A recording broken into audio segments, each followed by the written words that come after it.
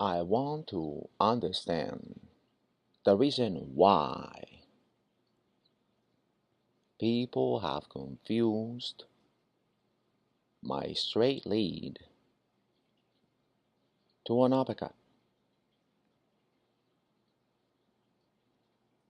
My background is a Wing Chun, so I came up with something derived from Wing Chun. You see, you have to use everything you learn to express yourself. You see, because I could put on a show and be cocky and feel pretty good and all that, or I could, you know, play all kind of fancy movements, but to honestly express ourselves, not lying to oneself, to honestly express yourself, that, my friend, is very hard to do. But regardless, we might strap on. Are we expressing ourselves, or are we merely the representatives of our styles? Think about it. Because I don't want to sound like, but how many times do I have to tell you you're doing it all wrong? A jazzman must solo. You are a jazzman. A jazzman plays the culmination of all styles in music. A JKD man plays all styles and combinations of all styles in martial arts. You see?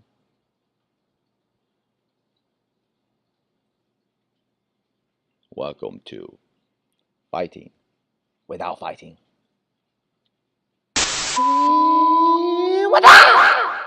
It is the famous JKD straight lead. Now here's our salute. So we get into a neutral stance, and then from then we can take a step forward and we are on our guard. The left lead, here the left arm is covering the left side, the right hand is covering the center and the right side. Both hands are held at the center line in front of your sternum or nose, whatever, all of that, everything in the middle constitutes the center line. So just measure it up from there. These are stances. One is what was Wing Chun, another one the boxing stance, another one was, this is a Muay Thai stance. Experiment with different stances, because on any given time you're gonna be having to hold a different kind of stance. Here, the Jeet Kune Do stance is very similar to the shell guard that Floyd Mayweather has. Think in terms of simplicity. Here's a simple guard switch going from orthodox to southpaw and vice versa. From a neutral stance, you can get into your stance, right? By stepping forward or stepping back. Neutral stance, step back, you're on your guard. Step forward, you're on your guard, right? So it can be orthodox, that means the left lead is at front, or southpaw with the right up front. Okay, so now at this point you want to make sure you develop a sense of relaxation, so everything quiets down when you get into your stance. Rolling water, running water, it's just the moment, okay? Nothing else. So anyway, step and slide forward, step and slide back, and this is a step and slide right. Okay, what I take, I add again. So you gotta hold again your stance. Step and slide forward, step and slide back, step and slide left, step and slide right, and vice versa. Whatever you do with your right, you do with your left. Step and slide forward, step and slide back, step and slide right, step and slide left. North, south, east, west. We can shuffle, double shuffle. We can do a pendulum, front and back, right? That helps when you're kicking, right? Or when you're coming in like Pacquiao, for instance, with your lead, boom, with your jab, boom, right? And if we throw that whipping jab that I'm gonna show you, as you can see, I'm already throwing it, right? So here you can see that we use a footwork where you never want to cross your feet. That's basically the point here. That as you're moving, you can angle, but you never cross your feet. You can pivot, quarter turns. What you do with the right, you do with the left on a left stance or right stance, southpaw or orthodox. You can circle, right? So this is just a few sets of footwork that you can practice. Now back to the stance. You got a natural step between your feet. Okay, your knees are bent. There's a line between your toe and your heel of the back foot. Front foot, toe, back foot, heel. So they're gonna line up in a straight line, right? So you wanna keep that, right? So natural step, the length of a natural step, okay? That's gonna allow you to turn your hips with ease, you know? Experiment and see which one is more comfortable with you, for you. Too narrow, you're not comfortable enough, you're gonna be off balance. Too wide, you're gonna be too open, right? So you wanna make sure you get yourself a nice stance. Practice it, okay? When I move back, when I move my weight back, I can hook. When I move my weight forward, I can straight lead jab, or you know, the force is coming forward, the energy is coming forward. So you can see I'm pushing from the back foot. That makes my hip turn, then my torso turn, and it just kind of throws out the arm out there. It kind of propels it, it fires it out.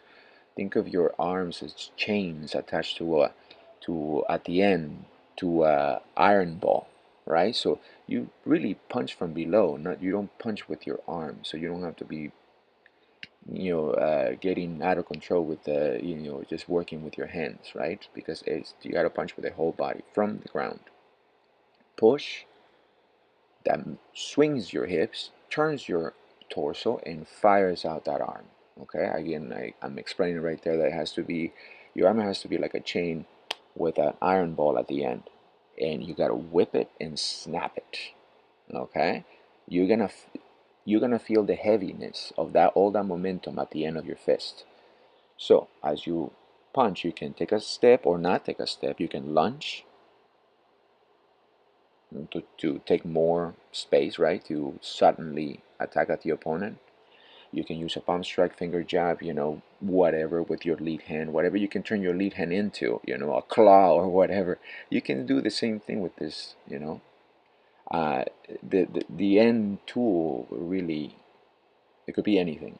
So practice everything you can think of, right? So here I'm swinging that hip, right? Boom, as you can see how the energy is traveling forward and upward. That's why a lot of people have the misconception that it is an uppercut. It's not an uppercut. It comes from a Wing Chun punch, and it lands vertically in between the guard of your opponent. So you can still hit him and also peel the arm off and hit him with, and make an opening for your other hand, for your other punch. Bruce used to do that a lot, and obviously Pacquiao, he did that a lot. Watch with Margarito, he used to do that a lot in that fight. Anywho, expand your repertoire. Don't just concentrate on horizontal punches, because you can punch, you can claw, you can palm strike, you can finger jab. So expand your bag of goodies, okay? Don't just get stuck and be a one-trick pony. There you go. So here I am going rocking back and forth, side to side, whatever, however you want to distinguish it. And from here, attack and offense and defense.